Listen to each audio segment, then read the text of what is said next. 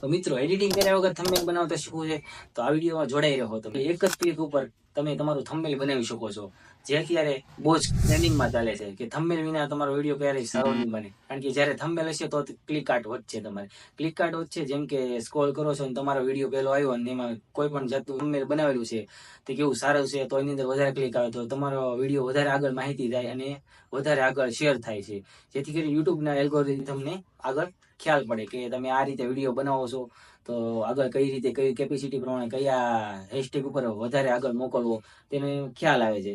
Thumbnail કઈ રીતે બનાવવું એડિટિંગ કર્યા વગર સીધું તમારે કોપી પેસ્ટ જ છે. તમે આ વિડીયો જોવાનું ચૂકશો નહીં, આગળ બન્યા રહો. તમને જે એપ્લિકેશન બતાવું છું તેની દ્વારા તમે એડિટિંગ કરી શકો છો. તો ચાલો મિત્રો, મારે મોબાઈલ સ્ક્રીન પર તમને લઈ જાઓ. તો મિત્રો આપણે આવી જવાનું છે આપણી મોબાઈલ સ્ક્રીન પર. તો મોબાઈલ સ્ક્રીન પર આવી જઈને આપણે એપ સ્ટોર પર સર્ચ મારવાનું છે ફોટો રૂમ.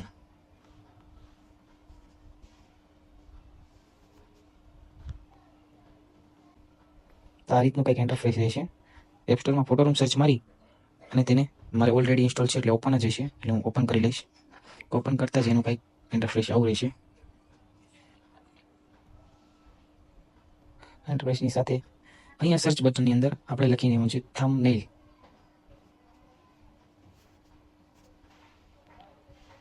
સર્ચ મારતા જ આપણી સામે યુટ્યુબ મિનિચર આવી જશે. મિનિચર્સ તેમાં આપણે ઓલ જોઈ લેવાનું છે.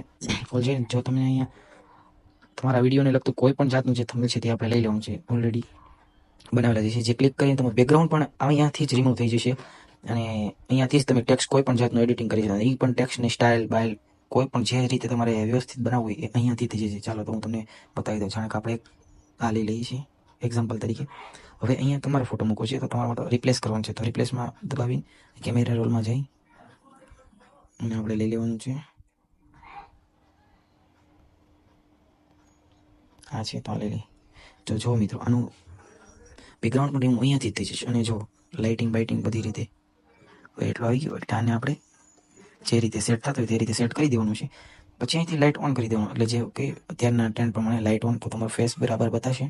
અને અહીંયા આપી દેવાનું છે વિડીયો. અને એમાં હજી કોઈ પણ જેટલું તમારે એડિટ કરવું હોય તો બધા આઉટફિટ છે, રિફ્લેક્શન છે, ટ્રાન્સફોર્મ છે, બ્લર છે, ફિલ્ટર છે, ટેક્સટાઇલ છે, રીટચ છે, કોઈ પણ જાતનું એડિટિંગ આની અંદર જે કરવું છે ને આની અંદર એ થઈ જશે. તો મિત્રો એ થઈ ગયું. હવે આવી જઈએ આપણે ટેક્સ્ટ ઉપર. ટેક્સ્ટ ઉપર ડબલ ક્લિક કરી અહીંયા ટેક્સ્ટમાં આવી આવવાનું અને અહીંયા તમારે લખવાનું છે જે તમારા વિડીયો વિશે કોઈ પણ વિષય હોય એ વિશે આપણે લખી દઈએ. અને થંબનેલનું છે તો આપણે લખશું how to make thumbnail. Okay આવી ગયું છે. ને અહીંયા ઘણા બધા ફોન્ટ પણ આપી છે જે તમને સરસ લાગે ડન કરી દેવાનું. હવે અહીંયા લાગે છે વ્હાઇટ સારું લાગે કારણ કે બ્લેક બેકગ્રાઉન્ડ છે. અને તમારે બેકગ્રાઉન્ડ બદલવું હોય તો પણ અહીંયાથી જ બધું એડજસ્ટ થઈ જશે. અને બે હાથથી સ્મોલ કરી દઈશું. કેટલું એટ્રેક્ટિવ લાગશે. અને ટાઇટલ તમારું જે હોય તે અહીંયા નેમ જે વિશે વિડીયો હોય એનું નેમ અહીંયા મૂકી દેવાનું છે. ટાઇટલમાં આપણે આપી દઈશું ઓનલી વન ક્લિક.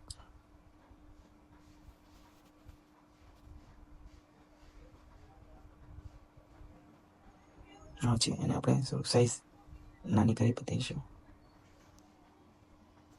જો મિત્રો બેકગ્રાઉન્ડ ચેન્જ કરવું છે એઆઈનું બેકગ્રાઉન્ડ રાખવું તો પણ તમને અહીંયાથી જ બધું થઈ જશે. એટલે બેસ્ટમાં બેસ્ટ એપ છે જે આ હું તમને એ પણ કરી બતાવું.